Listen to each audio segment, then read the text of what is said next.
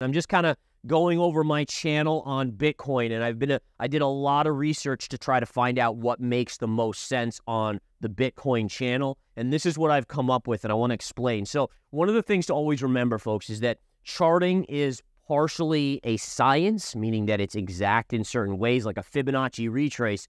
It is what it is, right? You do the high pivot to the low pivot, and you do a Fibonacci retrace. It's a science. It's an exact number.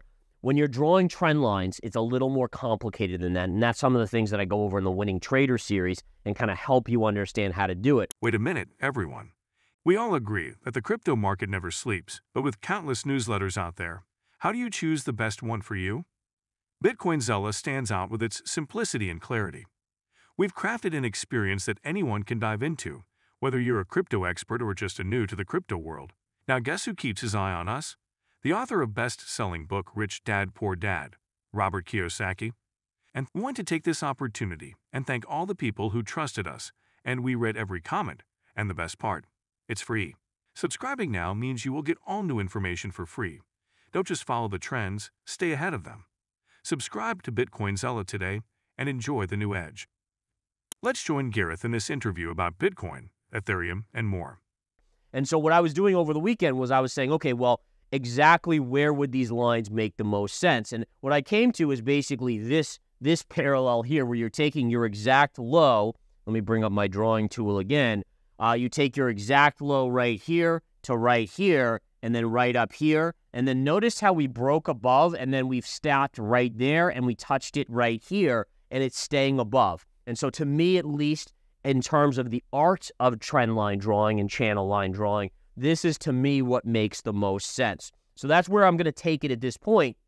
And the reason why is, as long as we continue to stay above without a daily close below this line, Bitcoin, like I said last week, it remains bullish on the charts. So again, the charts are indifferent. They don't have a bias. They don't have a plan. They don't have a narrative they're trying to spin.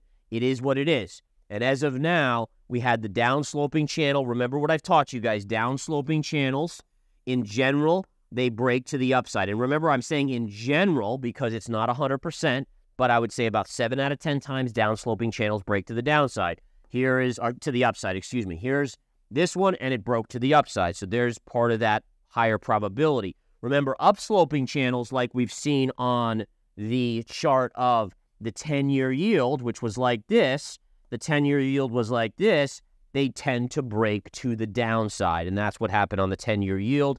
In fact, we can talk about that chart if I have enough time here. I'm not sure if we will. But my point on this remains that in general, as long as we stay right here and we don't start closing back within this channel, the probabilities remain that upside is the most likely probable outcome at these points, okay? Looking at Ethereum, Ethereum keeps trying to push up to that double top. We know we got this beautiful channel breakout, and what a breakout it was. I mean, sometimes it's very rare you see this type of meteoric breakout. It's a very impressive breakout.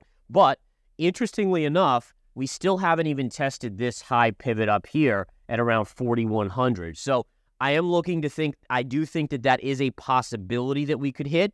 I actually think we could actually pierce it and go to as high as 4,200. But I will say this, 4,200 would make me start to think about pulling the trigger on a short if we hit it this week. All right, and again, remember, I'm a shorter-term trader, so it doesn't have anything to do with my long-term views on Ethereum.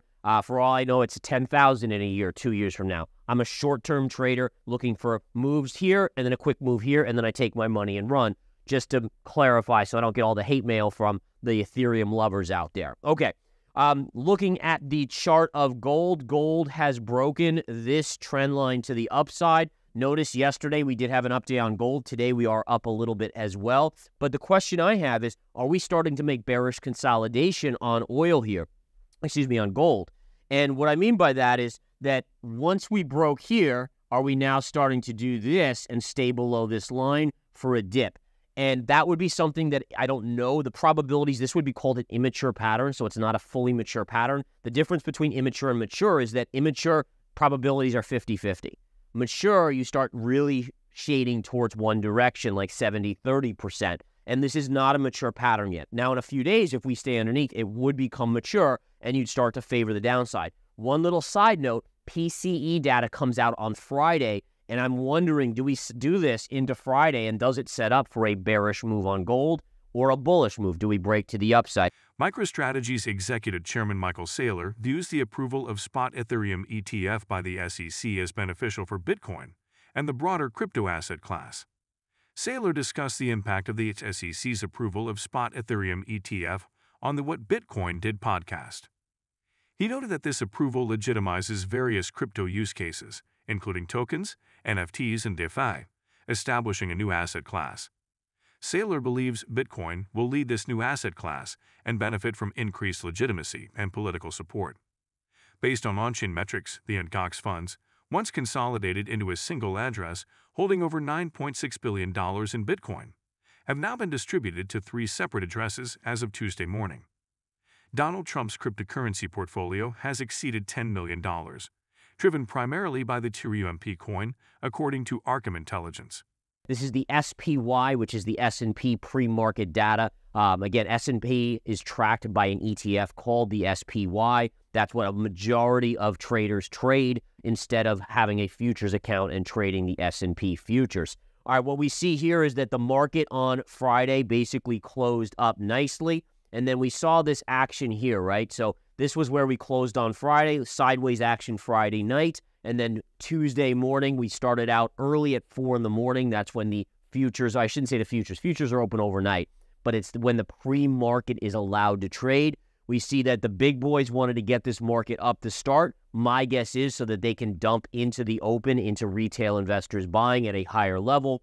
And we have come back in just a little bit here, and we're flatlining, but we're still net positive on the morning session. All right, there are some stocks moving, but let's go into what I promised you guys in terms of the S&P 500 and why it could drop 43% and why it makes sense. And this is the stuff, believe it or not, I'm sitting there over the weekend, hanging out with the kids, hanging out with the family, having a great time, but I can't help myself. I'm like drawn back to the charts because the charts just reveal certain things when you study them that really blow my mind. And this was one of them that I found over the weekend. So what do we want to do? This is your chart of the S&P 500 going back to your 2007 high, right? So right here's your 2007 high. Here's your 2009 low. Now notice the connector here. So here's your secondary high in 2021.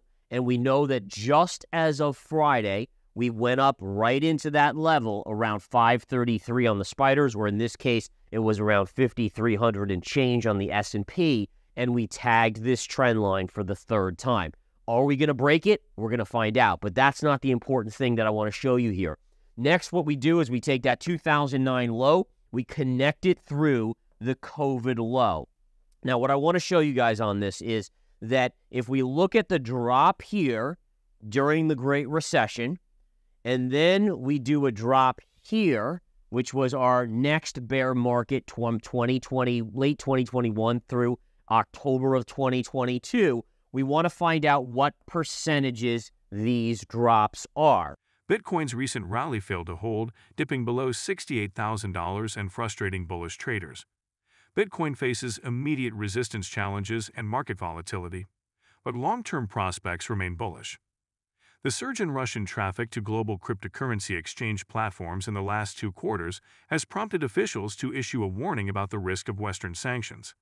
According to a central bank study, Russian traffic to some of the largest crypto exchanges increased by 16.4%, reaching 104.6 million visits. Global investment bank JP Morgan has expressed doubt that the U.S. Securities and Exchange Commission, SEC, will approve Solana ETF or any other spot crypto ETF beyond Bitcoin and Ethereum. The decision by the SEC to approve Ethereum ETF is already stretched given the ambiguity about whether Ethereum should be classified as security or not, said JP Morgan's analyst. Argentine officials of the CNV, the country's equivalent to the U.S. SEC, and Salvadoran officials of the CNAD, the National Commission for Digital Assets, met on May 23 to discuss Bitcoin regulation and adoption issues. This meeting was the second between these 2 institutions and hints at a possible regulation agreement between the 2 countries. The Zurich University of Applied Sciences has said it will kickstart a 16-day Bitcoin economy training course in March 2025. The short course aims to help students understand how Bitcoin influences the financial system. If you've been with us so far, a big thank you. Don't forget to subscribe for free to Bitcoin Zella for your daily news. The link is waiting below. That's all for today's crypto news. Stick around for more updates, insights, and analysis on cryptocurrencies. Share your thoughts in the comments, like this video, and subscribe for more exciting content.